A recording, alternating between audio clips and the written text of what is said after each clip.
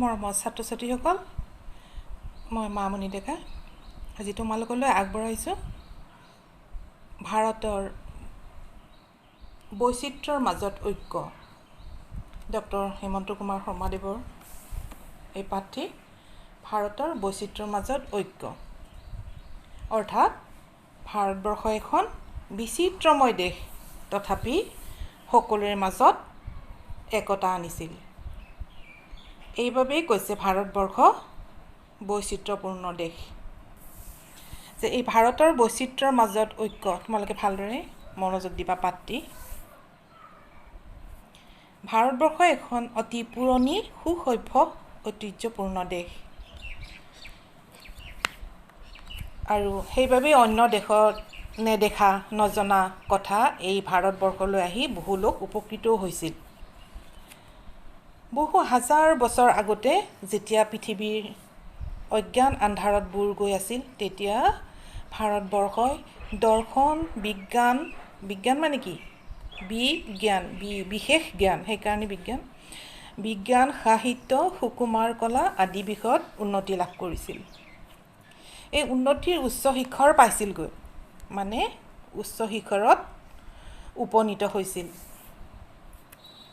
আজিৰ পৰা প্ৰায় ৩৫০০ বছৰ পূৰ্বে ভাৰতৰ উত্তৰ পশ্চিম দিশৰ পৰা কিছুমান পশুপালক ভাৰতলৈ আহিছিল। তেওঁলোক মধ্য এছিয়াৰ কৃষ্ণ সাগৰ আৰু কাস্পিয়ান সাগৰৰ মাজত বাসস্থান বুলি তেওঁলোকক অনুমান কৰিব পাৰে। তেওঁলোকে আহি ভাৰতত সপ্তসিন্ধু অঞ্চলত বসতি আৰম্ভ কৰিলে।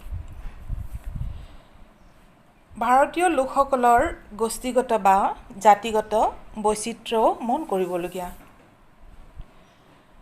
প্ৰাগৈতিহাসিক যুগত যিসকলে পৰ্বতৰ গুহা বা গছৰ ধুন্দত বাস কৰিছিল তেওঁলোক আদিম অধিবাসী আছিল। তোমালোকে পাইছে আগতে বুৰঞ্জীত, হয়নে নহয়? আদিম অধিবাসী আছিল। বৰ্তমান মধ্য ভাৰত, বিহাৰ, উৰিষ্যা আদিত বাস কৰা কোলমুণ্ডা, চাওতাল এওঁলোকৰে বংশধৰ। এটি সুপ্ৰাচীন মানৱ গোষ্ঠী তেওঁলোক হ'ল দ্ৰাবিড়সকল। তেওঁলোকে পোনতে পঞ্জাৱত বাস কৰিছিল, যদিও আৰ্যসকলৰ হেঁচাত এই দ্ৰাবিড়সকল দক্ষিণ ভাৰতলৈ গুচি যাব লগা হৈছিল। তাৰপিছত তেওঁলোকে কিন্তু উত্তৰ আৰু পূব ভাৰতৰ স্থায়ীভাৱে বসতি স্থাপন কৰিলে। এই আৰ্যসকলে তেওঁলোকক খেদি পঠিয়ালে বাবে তেওঁলোক যাবলৈও বাধ্য হ'ল। দক্ষিণ ভাৰতৰ তামিল, তেলেগু, তাৰপাছত এইবোৰ লোকসকলো দ্ৰাবিড়সকলৰে বংশধৰ। পুৰণি কালত আৰু দুটি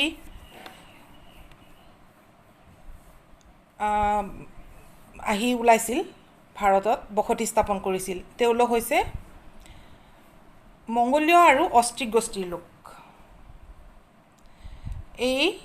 এওঁলোক আমি যে চুঙা পিঠা খাওঁ আৰু এই যে বিহু উৎসৱৰ সময়ত ম'হ যুঁজ চাওঁ, এইবোৰ কিন্তু এই মংগোলীয় গোষ্ঠীৰ অষ্ট্ৰিক গোষ্ঠীৰ লোকসকলৰ পৰাই আহিছে এইবোৰ সংস্কৃতি। গতিকে এই মংগোলীয় আৰু দ্ৰাবিড় সংস্কৃতিৰ পৰাই অহা তেওঁলোকেও দক্ষিণ উত্তৰ পূব চুকেদি ভাৰতত প্ৰৱেশ কৰিছিল। এই দ্ৰাবিড়সকল আৰু মংগোলীয়সকল দক্ষিণ উত্তৰ পূব চুকেদি ভাৰতত প্ৰৱেশ কৰিছিল। পাইছাই নহয় তোমালোকে, নগাসকল, বড়োসকল, মিচিং, কাৰ্বিসকল, গাৰো এওঁলোকো মংগোলীয় গোষ্ঠীৰে। তেওঁলোকৰ মুখৰ আকৃতি, মুখৰ অৱয়ব যেনে চকু সৰু সৰু, নাক চেপেটা, মুখৰ শৰীৰৰ গঠন এওঁলোকক দেখিলে ধৰিব পৰা যায়, হয়নে নহয়? লাহে লাহে কি হ'ল, আৰ্যসকলৰ পৰাই বৰ্ণৰো সৃষ্টি হ'ব ধৰিলে। যে এই বৰ্ণবিলাকৰ লাহে লাহে বৰ্ণবিলাক ভাগ হ'ল, ব্ৰাহ্মণ, ক্ষত্ৰিয়, বৈশ্য আৰু শূদ্ৰ। এই আৰ্যসকলৰ পৰাই এই বৰ্ণৰ ভাগ হ'ল, বৰ্ণ বিভাগ হ'ল, ব্ৰাহ্মণ, ক্ষত্ৰিয়, বৈশ্য আৰু শূদ্ৰ।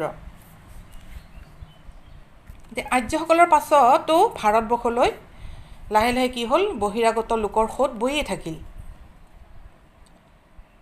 এছিয়া আৰু ইউৰোপৰ পৰা কেইবাটাও প্ৰবল পৰাক্ৰমী জাতি ভাৰতত ৰাজ্য স্থাপন কৰিলেহি ভাৰতলৈ আহি তেওঁলোকে ৰাজ্য স্থাপন কৰিলে কোন আহিলে শক আহিলে আৰ্যসকল অহাৰ পিছত ক্ৰমান্বয়ে আহিব ধৰিলে কুখানসকল আহিলে পাঠান আহিলে পৰ্তুগীজ ফৰাচীসকল আহিলে এনেদৰে ইংৰাজসকল আহি ওলালে মোগল আৰু ইংৰাজসকলো আহিলে তেওঁলোকো ভাৰতীয় সংস্কৃতিৰ লগত বিলীন হৈ গ'ল তাৰমানে আহি পেলাই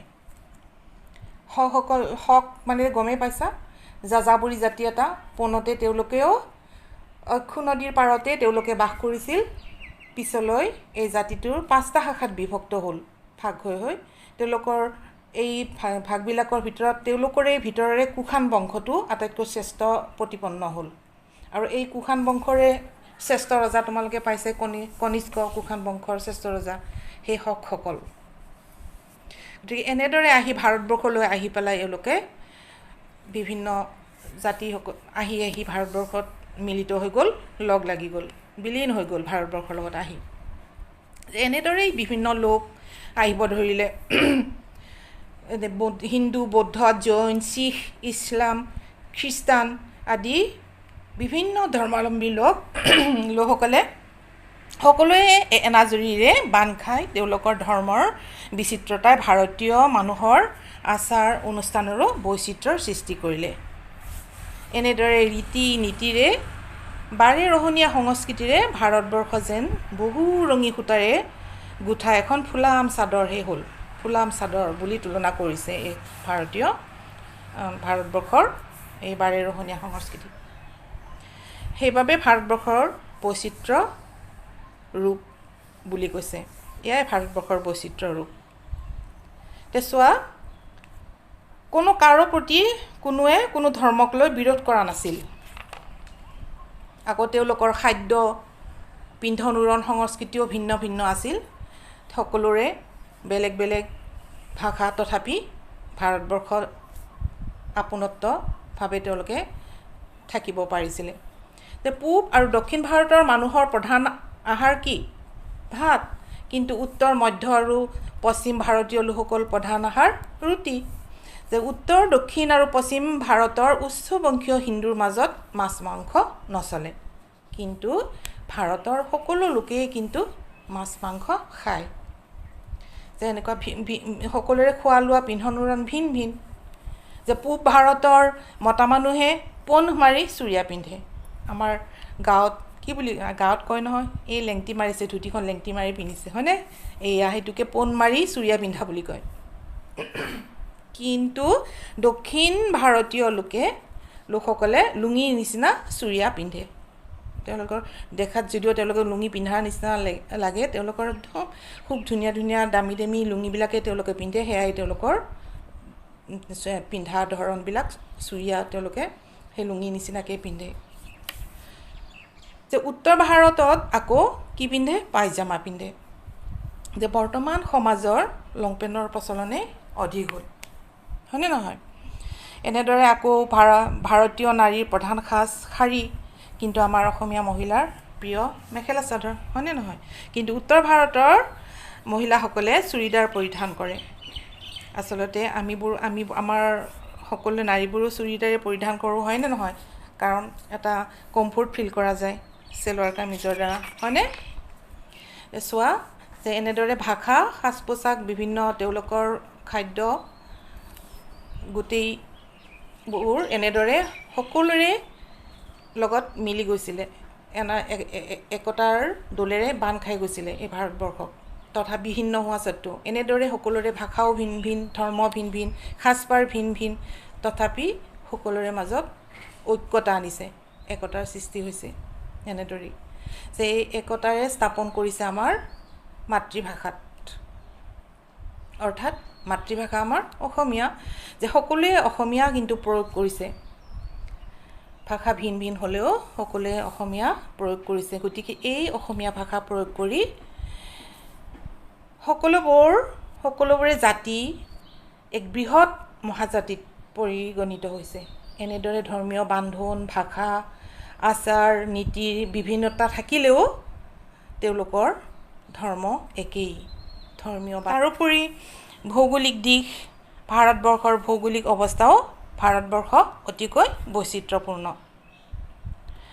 চোৱা এফালে দেখিবা সুউচ্চ পৰ্বতমালা আনফালে সুগভীৰ সাগৰ মহাসাগৰ এফালে যদি বিস্তীৰ্ণ সমভূমি বিস্তীৰ্ণ মানে কি বিশাল বহল এফালে যদি বিস্তীৰ্ণ সমভূমি মানে সমতল সমান এফালে যদি বিস্তীৰ্ণ সমভূমি আকৌ আনফালে বিৰাট মালভূমি মানে বুজিছা নহয় নদী উপত্যকাৰ সমভূমি অঞ্চলটোৱে মানুহৰ জনবসতি এই নদী উপত্যকা সমভূমিতে মানুহৰ জনবসতি খন হয়নে নহয় এই পৰ্বত পাহাৰৰ ওপৰৰ বহল সমান ঠাইডোখৰকে কোৱা হয় মালভূমি যে এফালে যদি আকৌ দ্বীপমালা আনফালে আকৌ হ্ৰদ জলাশয় এফালে আকৌ গ্ৰীষ্মৰ তীব্ৰতা খুব গৰম হয়নে নহয় গৰমৰ প্ৰকোপ আনফালে আকৌ শীতৰ প্ৰকোপ একেবাৰে হেমেকা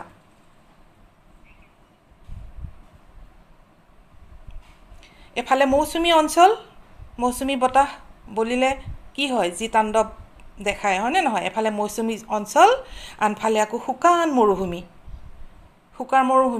ক'ত আছে শুকান মৰুভূমি থৰ মৰুভূমি ৰাজস্থানৰ হয়নে নহয় যে এই ভাৰতবৰ্ষতে বৈচিত্ৰ্যময় দৃশ্য আমি দেখিবলৈ পাইছোঁ এইবোৰ লক্ষ্য কৰিয়েই কোৱা হৈছে ভাৰতবৰ্ষ বৈচিত্ৰ্যপূৰ্ণ দেশ আগতে কৈছে বিভিন্ন ভাষাও মন কৰিবলগীয়া প্ৰথম কথা হ'ল ভাৰতবৰ্ষত বঙলা হিন্দী উৰিয়া তামিল তেলেগু অসমীয়া এই 15টা আঞ্চলিক ভাষা আৰু কেইবাশো উপভাষা চলে ইয়াত তোমাৰ পাঠটোত যদিও 15টা আঞ্চলিক ভাষা দিয়া হৈছে তোমালোকে নেটত চাবাচোন এনে বৰ্তমান ভাৰতৰ আঞ্চলিক ভাষা 22টা যেন লাগিছে ইয়াত কি পাঠত দিয়া আছে তোমালোকৰ 15টা বুলি তোমালোকে চাই ল'বা এবাৰ যে এই অঞ্চল অনুসৰি সুকীয়া বৈশিষ্ট্য যে এই বিভিন্ন ভৌগোলিক পৰিৱেশ জাতি ধৰ্ম ভাষা সংস্কৃতিৰে ভৰা ভাৰতবৰ্ষক বাৰে বৰণীয়া ফুলৰ চাদৰ বুলি কৈছে এখন যেন ভাৰতবৰ্ষখন যেন এখন বাৰে বৰণীয়া ফুলৰ চাদৰহে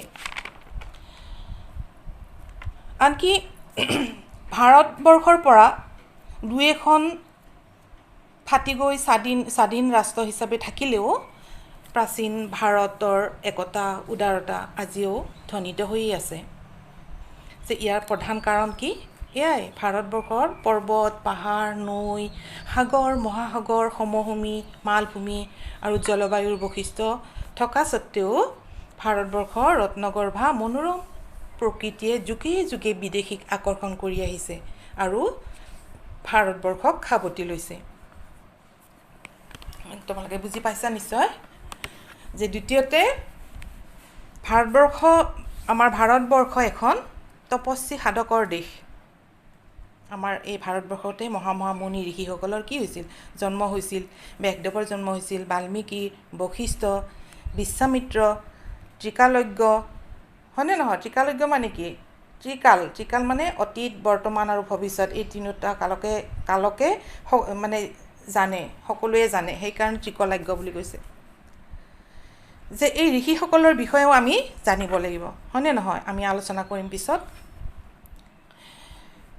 তাৰোপৰি এই দেশতে বুদ্ধ মহাবীৰ শংকৰাচাৰ্য ৰামানন্দ কবিৰ নানক শংকৰদেৱ তোমালোকে পঢ়িছাই বুৰঞ্জীটো পাইছা এই আদি মহাপুৰুষসকলৰ ত্যাগৰ মন্ত্ৰ উদাৰতাৰ বাণীৰে আধ্যাত্মিক আদৰ্শৰে তেওঁলোকে দেখুৱাই থৈ গৈছে তেনেদৰে প্ৰচাৰো হৈছে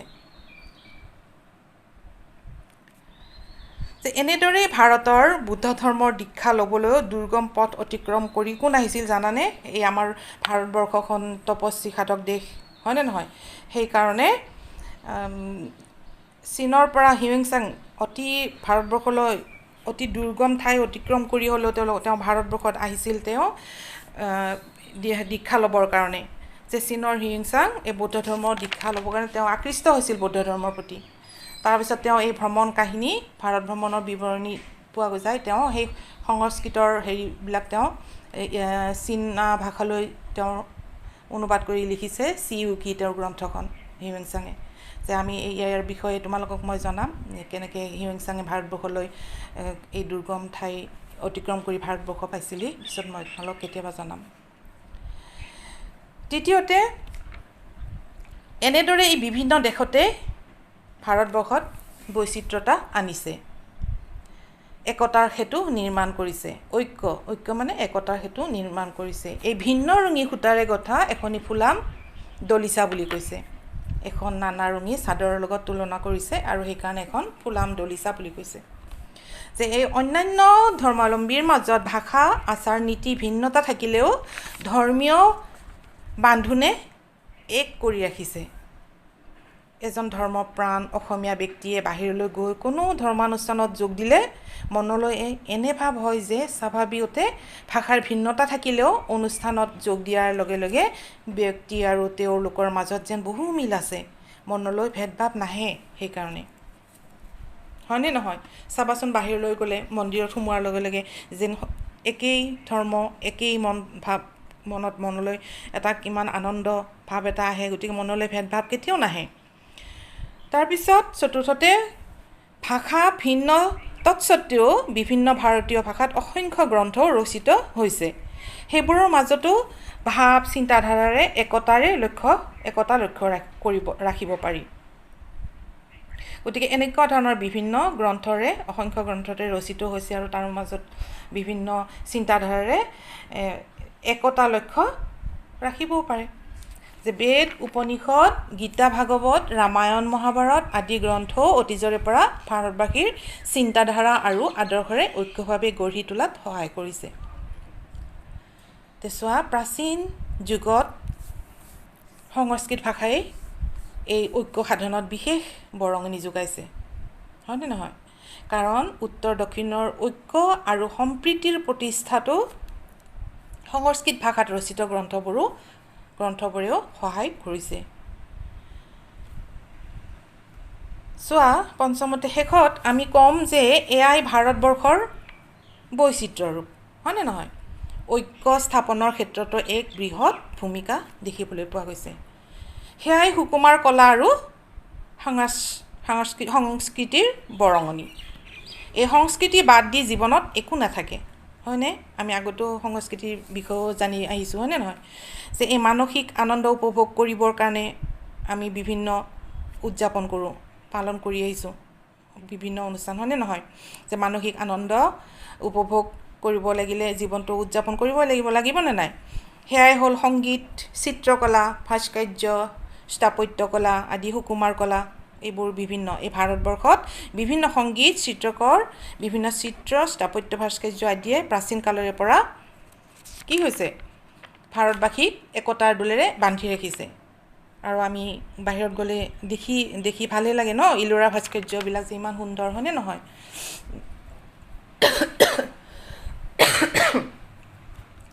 চোৱা, এই ভাৰতৰ অনুষ্ঠিত উৎসৱ পাৰ্বণেও ভাৰতবাসীক ঐক্যবদ্ধভাৱে ৰখাত সহায় কৰি আহিছে। যেনে ধৰা 15 আগষ্ট গণতন্ত্ৰ দিৱস, জন্মাষ্টমী, শিৱৰাত্ৰি, দেৱালী, হোলী আদি বিভিন্ন ধৰ্মীয় উৎসৱে একতাৰে বান্ধ খুৱাইছে। এইবাবেই কোৱা হৈছে ভাৰতীয় সংস্কৃতি এক সমন্বয়ৰ বস্তু। যে যুগে যুগে নিজ নিজ সংস্কৃতি লৈ ভিন ভিন জাতি উপজাতিৰে ভাৰতবৰ্ষক এক বিৰাট সাংস্কৃতিক প্ৰবাহত এক হৈ সমন্বয়ৰ সাধন হৈছে। সমন্বয় মানে সংযোগ, মিলন। যে এক বিৰাট সাংস্কৃতিক প্ৰবাহত এক হৈ গৈছে আৰু সমন্বয়ৰ সাধন হৈছে এনেদৰেই। যে এই মিলৰ কাৰণেই মুছলমান বা খ্ৰীষ্টান মক্কাত বা জেৰুজালেমত থাকিও প্ৰথম পৰিচয় কি দিব? যে আমি ভাৰতীয়। কাৰণ তেওঁলোকৰ গাত জাতীয় সংস্কৃতিৰ ছাপ বিদ্যমান, হয়নে? সেইবাবে ভাৰতবৰ্ষক ভাৰত মাতা বুলি কোৱা হয়। মাতাৰ বিভিন্ন অংগ প্ৰত্যংগ, বিভিন্ন ৰূপ, এই ভাৰত মাতাৰ অবিনাশী আত্মা। এয়াই ঐক্যতা, ভাৰতৰ বৈচিত্ৰ্যৰ মাজত ঐক্য।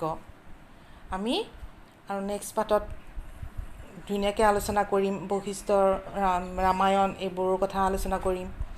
মক্কা, জেৰুজালেম, জানা নহয় মক্কা কি? ইছলাম ধৰ্মৰ প্ৰৱৰ্তক হজৰত মহম্মদৰ জন্মস্থান, হয়নে নহয়? আৰৱ দেশৰ ৰাজধানী, সেয়া প্ৰাচীন চহৰ। আকৌ জেৰুজালেম হৈছে খ্ৰীষ্ট ধৰ্ম প্ৰৱৰ্তক যীশুৰ জন্ম তাত হৈছিলে। প্ৰাচীন পেলেষ্টাইন অন্তৰ্গত এখন নগৰ। যে আমি লাহে লাহে নেক্সট প্ৰশ্ন উত্তৰলৈ যাম আৰু পাঠটো ভালদৰে পঢ়িব চেষ্টা কৰিবা, তোমালোকে মনোযোগ দিবা। কিন্তু তাৰ আগতে আমি ইমান ধুনীয়াকৈ এই লেচনটো আমি চাই গ'লোঁ, পঢ়ি গ'লোঁ, জানিবলৈ চেষ্টা কৰিলোঁ, কিন্তু এই লেচনটিৰ এই পাঠটিৰ তোমালোকৰ লিখকজনৰ পৰিচয় দাঙি ধৰিব লাগিব। ডক্টৰ হেমন্ত কুমাৰ শৰ্মাদেৱৰ নলবাৰীৰ অন্তৰ্গত পিপিলিবাৰী গাঁৱত জন্ম হৈছিল। এই ডক্টৰ শৰ্মাদেৱে ২০ৰো অধিক গ্ৰন্থ ৰচনা কৰি থৈ গৈছে। যে অসমীয়া সাহিত্যৰ দৃষ্টিপাত, অসমীয়া সাহিত্যৰ ৰেঙনি, সাহিত্য বিচিত্ৰা, সাহিত্যৰ জেউতি, কাবেৰীৰ পাৰে পাৰে, স্মৃতিৰ পলাশ, সেই মালাধাৰী, ৰাশি বন্ধন, সন্ধ্যাৰাগ, জীৱন সৌৰভ আদি বিভিন্ন ৰচনা পুথি তেওঁ ৰচনা কৰি গৈছে। তেওঁ অসম সাহিত্য সভা, অসম জনকৃষ্টি সমাজ আদি সাহিত্য আৰু সংস্কৃতি বিষয়ক অনুষ্ঠানৰ লগত বিশেষভাৱে জড়িত। তেওঁ অসমীয়া লোকগীতি সঞ্চয়ন, কামৰূপী লোকগীত সংগ্ৰহ আৰু কিংবদন্তীৰ সাধু তেওঁৰ উল্লেখযোগ্য সংকলন। তেওঁ গুৱাহাটী বিশ্ববিদ্যালয়ৰ অধীনত গৱেষণা কৰি PhD লাভ কৰে আৰু কটন কলেজৰ অসমীয়া বিভাগৰ অধ্যাপনা কৰি থকা কালতে 1992 চনৰ 18 জানুৱাৰীত তেওঁৰ মৃত্যু হয়। এতিয়া আমি এইখিনি ভালকৈ তোমালোকে মনোযোগ দিবা আৰু পাঠটি তোমালোকে খৰচি মাৰি পঢ়িবাচোন, খুব সুন্দৰকৈ বুজিবলৈ চেষ্টা কৰিবা আৰু নিজে নিজে প্ৰশ্ন লিখিবলৈ যত্ন কৰিবা। আমি নেক্সট পাঠত প্ৰশ্ন উত্তৰ আৰু বিশেষ ব্যক্তিসকলৰ বিষয়ে আমি আলোচনা কৰিম দেই।